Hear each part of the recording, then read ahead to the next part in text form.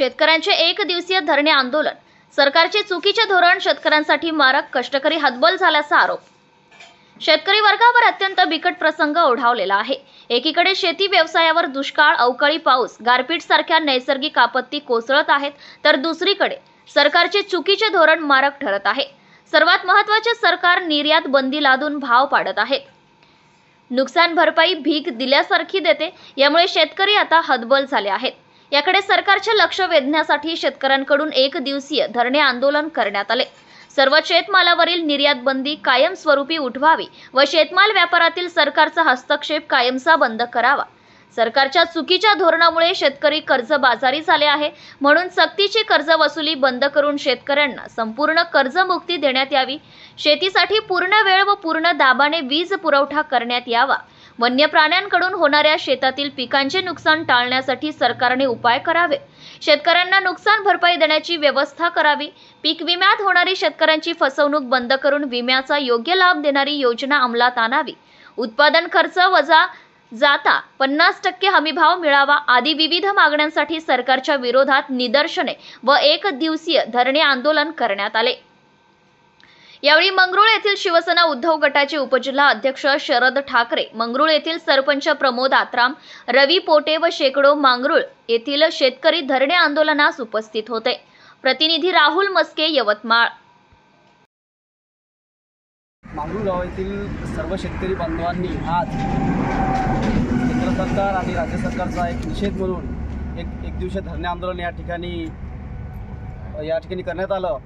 या शासनाच्या या मुजोरी धोरणामुळे आणि यांनी ज्यावेळी निवडणुकीमध्ये दिलेले शब्द फिरवल्यामुळे हा सगळा शेतकऱ्यावर होत असलेला त्रास किंवा शेतकऱ्याला होत असलेली हानी या सर्व बाबीला कंटाळून सर्व शेतकऱ्यांनी मंगरुळ या ठिकाणी त्यांचा निषेध केला। या निषेधाला कारण तर सरकारने याआधी आता जे मुख्यमंत्री आहे देवेंद्र फडणवीस यांनी शेतकऱ्यांच्या सोयाबीनला 7 ते 8 हजार रुपये भाव आपण देऊ असे त्यांनी आपल्या एका आंदोलनामध्ये घोषित केले होते, पण आज ते सत्तेवर असताना सुद्धा असा कुठेही भाव मिळत नाही। दुसरी गोष्ट, या यवतमाळ जिल्हा हा कापसाचा एक कापूस पिकवणारा जिल्हा असल्यामुळे या ठिकाणी कापूस हे सोनं हे आम्ही शेतकरी पिकवतो, पण या जिल्ह्यामध्ये कापसाला भाव एक प्रायव्हेट खरेदी 7,000 रुपये 7,000च्या खाली आहे आणि शिष्याची खरेदी आज या ठिकाणी जी पेंडिंग पडलेली होती, या विधानसभेचे आमदार आणि आमचे नेते संजय भाऊ देरकर यांनी अधिवेशनातून ज्यावेळे अधिवेशन चालू व्हायच्या आधी ही शिष्याची खरेदी चालू केली। कारण तर हे प्रायव्हेट भाव आणि सरकारी भाव, शिष्याचा भाव याच्यामध्ये 500-600 रुपयाचा फरक असल्यामुळे शिष्याची खरेदी पूर्णतः बंद होती। आणि मला या ठिकाणी सांगण्यास आनंद पण होतो की आत्ता आम्ही 10 मिनिटापूर्वी मारेगाव तालुक्यातील शिष्याची खरेदी पण सुरू करूनच आलो आहे।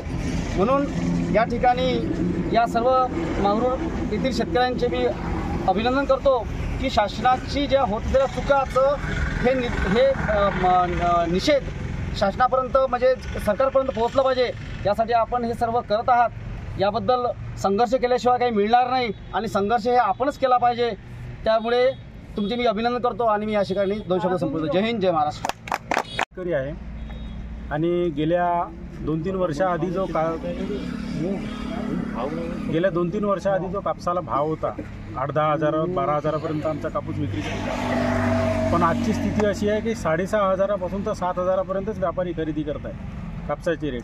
आणि CCIची खरेदी 75-50च्या हिशोबानं CCIची खरेदी आहे, पण CCIची खरेदी एवढ्या उशिरा चालू झाली की बऱ्याचशा लोकांनी कापूस प्रायव्हेट व्यापाऱ्यांना विकून टाकला 6.5 ते 7 हजारच्या दरानं। त्याच्यामुळे प्रत्येक शेतकऱ्याचं एका क्विंटल मागे 1000 रुपयाचं नुकसान झालं। आणि तेच परिस्थिती सोयाबीनची आहे। सोयाबीन हे 3500 ते 4 हजारापर्यंतच गेलं आणि शासनाची खरेदी आहे 4700 रुपये, पण शासन हे खरेदी करताना आडेवेडे घेत आहे आणि शेतकऱ्यांना नाहक खरेदी त्रास देत आहे, नाफेडे खरेदी व्यवस्थित करत नाही। त्याच्यामुळे शासनाच्या या धोरणाचा विरोध करण्यासाठी आम्ही हे एक दिवसीय जाहीर निषेध आंदोलन इथं करत आहे।